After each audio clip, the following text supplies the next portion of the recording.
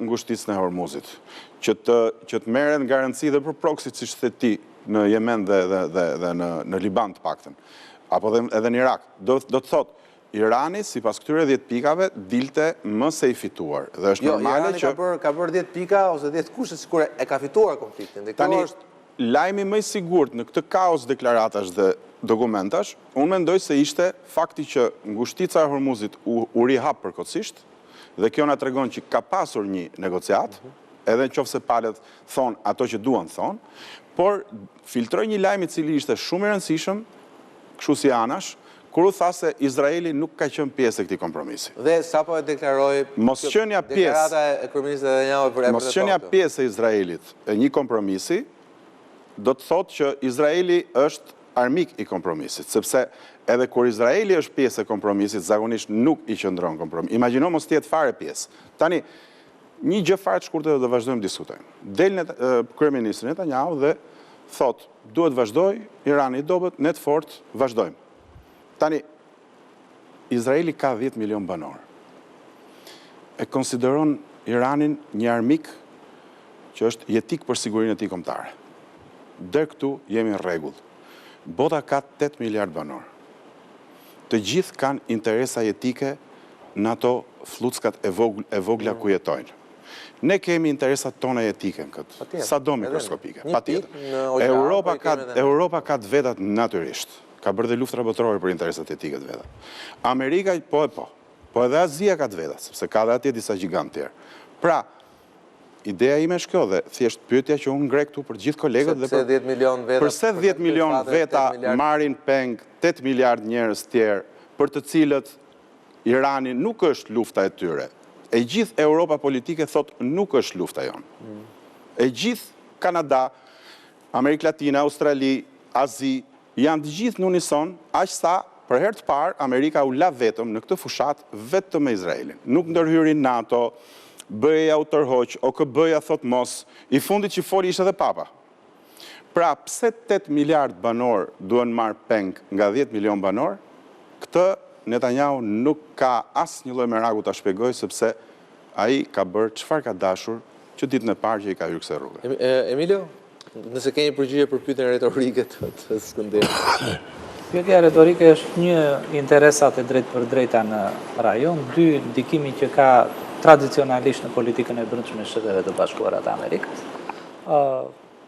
Kjo është e pakt po e sigurt në atë që është edhe vendimarrja në politikën e jashtme të Shteteve të Bashkuara të Amerikës. E treta është, do thoshja unë, formacioni ekonomik dhe i tregjeve ndërkombëtar.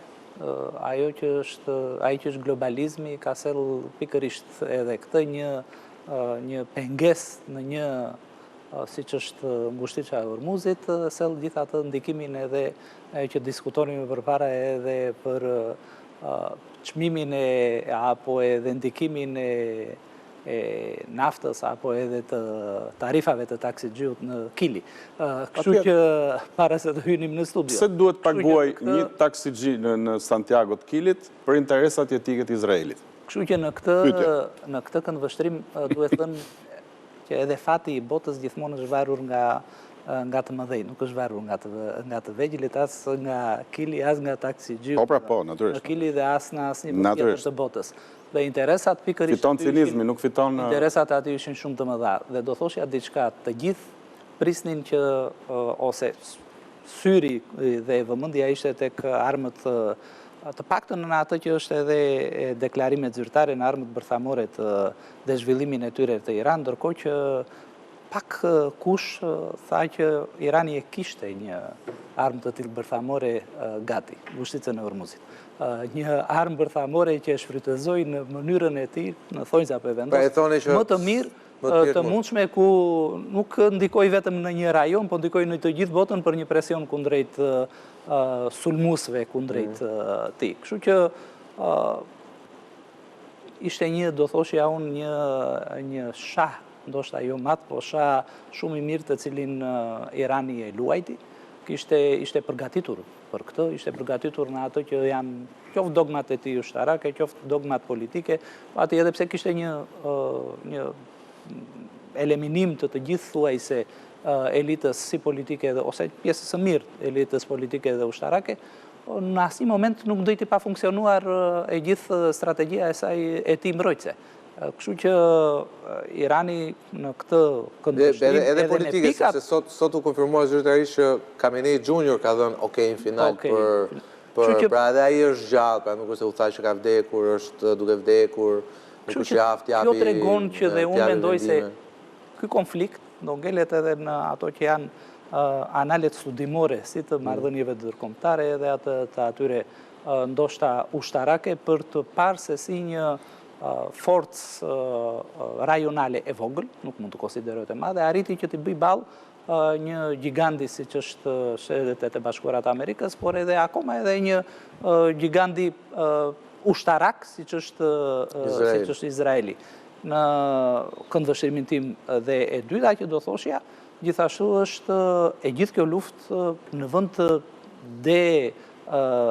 naturalizonte apo edhe të defaktorizonte Iranin, më shumë e faktorizoi si në rajon, ashtu edhe akoma edhe në një aspekt më të gjerë, se sa e goditi në ato që është se po shikojmë që dhe zërat opozitarët, le temi një moment caktuar, u tulatën, u zbehën, pasi... E gjithë kjo gjë, paçka goditive jashtëzakonisht shumë të mëdha, se duhet pranuar dhe kjo që ka në infrastrukturën ushtarake, po, ata do duhet shumë katër më kombe nga kjo. Faktorizoi. Si është që po marrin shumë para nga ngushtica e Hormuzit. Dhe treta që do thoshja është një pas të gjithë kësaj që pikave 10 pikave se që kryesisht janë propozime të Iranit, diçka pas duhet të marrë Shtetet e Bashkuara të Amerikës për të dhënë një okay. Dhe mos të çuditemi nëse do shohim një bord, jo paqe, po me një emër tjetër, për atë që do jetë administrimi, ose mund të jetë administrimi i përbashkët i ngushticës së Hormuzit. Okej, dhe kjo pastaj shtron... Inshallah s'ka bord tjetër paqe, se do të thotë filloj luftë tjetër. Do ketë një emërtim tjetër. Mos vetëm bord paqe, mos. Kjo nuk e di çfarë nëse mund, kur flasim te kjo, te çështja e konfliktit, pra është kjo dilema kush e fitoi luftën. Por njëherë janë dhe ato dilema dhe forta, ndoshta pyetja duhet bërë pak më ndryshe. A ishte kjo luftë e drejtë? Paraprakisht është të them që atë që Korea e Veriut apo Kim Jong-u arriti me programin bërthamor dhe raketor, Irani arriti me ngushticën e Hormuzit, edhe me një aset tjetër rezervë që është ngushtica tjetër. Po, që kanë një tjetër, po. Që kanë kërcënuar dhe mëdha, kërcënuan para arritjes së armëpushimit. Po, është interesante